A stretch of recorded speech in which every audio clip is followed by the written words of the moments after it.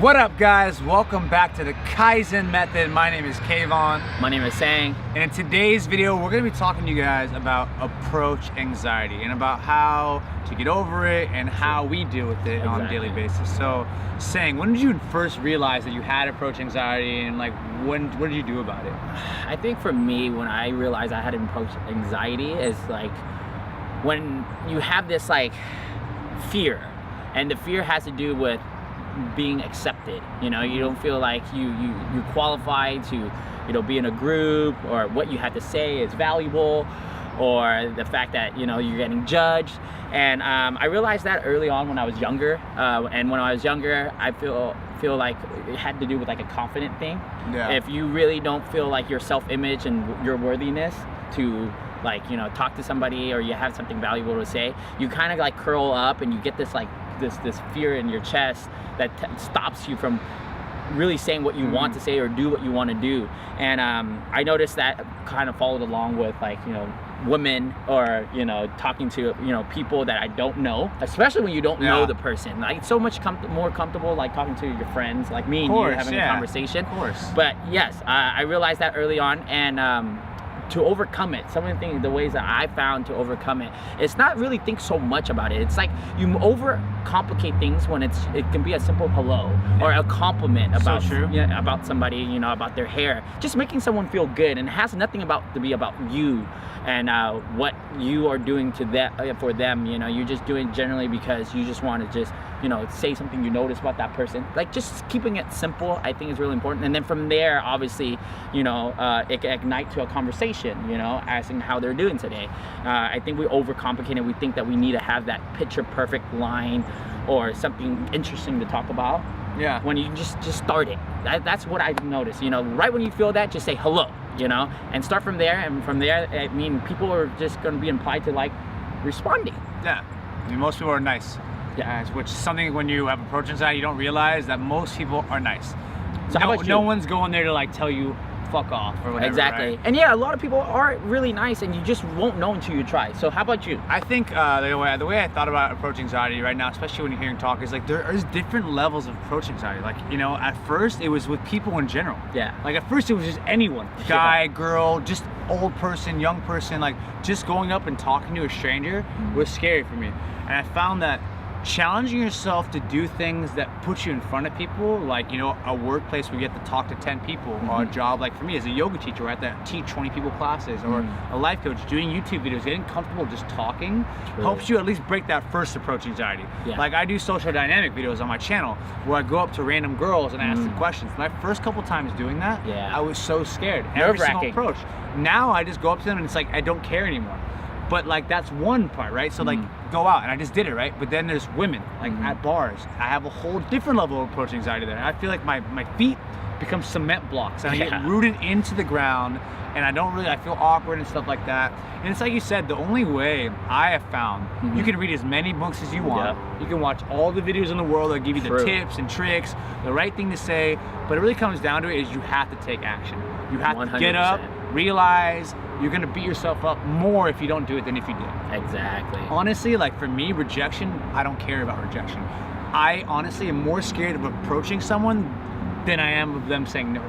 Exactly. Like approach anxiety is very big for me, and it's something that I work on every single day. You definitely do have to work on it, You can't stop. It doesn't just happen overnight.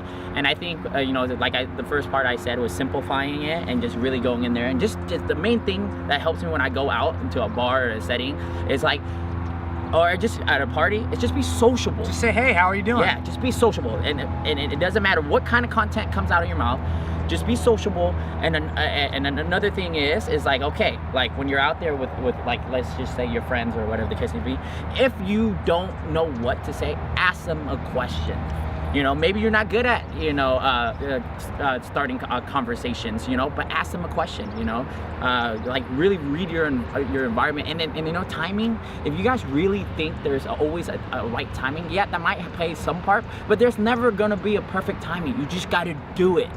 And doing it meaning like first thing that comes to mind, even say that sometimes, you know? I think it's also really important to realize that people don't know you. So they don't know if you're the kind of person that talks to a lot of people. They don't know if you're the kind of person that's shy. So use that to your advantage.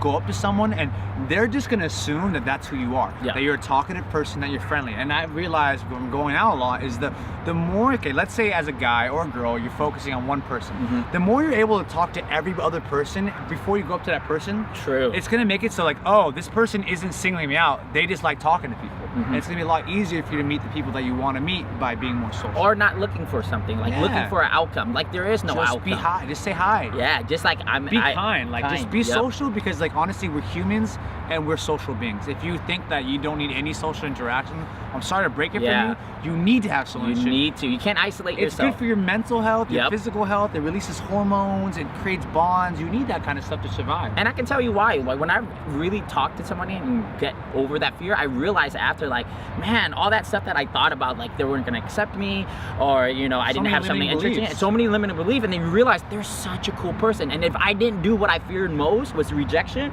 I wouldn't have met a new friend. I wouldn't have had a new connection, a network. A new Make partner. all the excuses in the world not to say hi, but we miss out on so much. So much. You don't know what someone can bring into your life. Exactly, and so maybe you should switch the fear. You know, maybe you fear more of what could be. Yeah, fear the loss of the connection rather than the connection. fear of going. I love that. And the connection, you know what? It's really, and I'm trying to get you guys more motivated. It's really refreshing, new perspective. You know, a connection with somebody that's like different walks of life, different culture, you know, perspective. And when you guys come together and you guys align yourself, it's like fireworks and like confetti. You got it. It's as long as super it goes, and it might not always go well. The thing is, like, truthfully, we're gonna be honest with you, it's like every interaction you have, it's not always gonna be great. But the more you do it, the better they'll get, and the more natural you'll get. And then, and even if you have 5 bad ones, if you get to the 6th one, it's the best conversation ever. Those 5 bad ones are worth it. You won't remember it. Yeah, I don't remember like that one time this person said no to me, like this, or like weird, or yes. looked at me all weird, like this is a weird person, right? Because at the end of the day, you just took a moment of their time, and if that moment of their time that it was not really add value or wasn't even important to them, who cares? But if it was, then they'll remember that forever.